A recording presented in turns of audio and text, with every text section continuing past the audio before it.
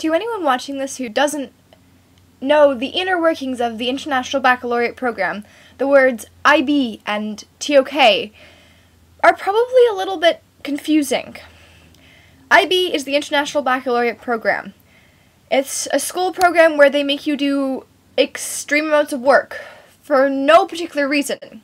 So, the International Baccalaureate was founded in our lovely Switzerland. I think. And for some reason, IB thinks the teachers in our school are completely incapable of marking our work, so they send them off to Wales or some other random place. Basically, we call them the IB people in the sky because they just ship our work off and it comes back after being marked like 4 times. Why would you need to mark something 4 times? So, TOK is a class within IB. It's also a section of philosophy. It stands for Theory of Knowledge. Basically, it is philosophy in the IB form. They just call it TOK for some reason. So basically, in TOK, we're doing this essay. And as you saw in the IB Kid problem before, it can get a little bit confusing. The TOK essay has no given structure. Well, it does. It has an introduction where you say absolutely everything of importance, and then body paragraphs where you have a claim and a counterclaim, or many claims and many counterclaims, and examples, and a conclusion where you may or may not have a thesis. Yeah, you don't need a thesis.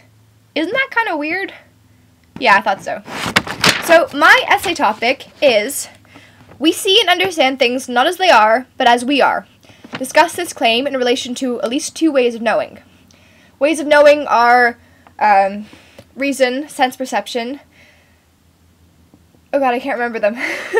Emotion and language. Okay, so that's that. There's that. Trying to explain what comes next is difficult. Next is the knowledge issue.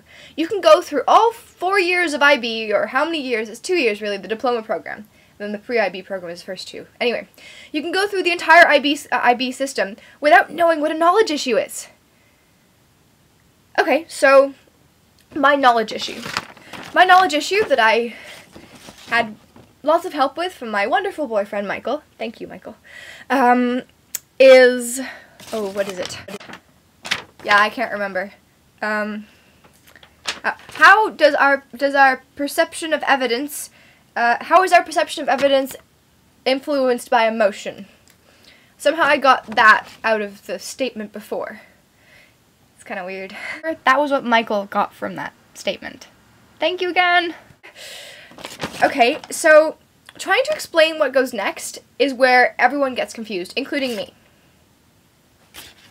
Basically, that's a whole selection of claims and counterclaims, which is basically stating something that may or may not be what you consider to be true, like sense perception is objective, and then completely completely countering that, and then doing it again with some other claim. And then the examples, which I find are really weird. So this is a class, right? There's my phone again. Awkward. This is a class, right? You'd think it'd be a formal essay. It's not. You use examples... He wants us to use examples from our real life.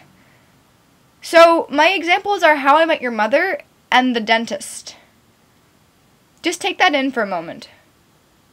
The dentist is being used in first person in an essay.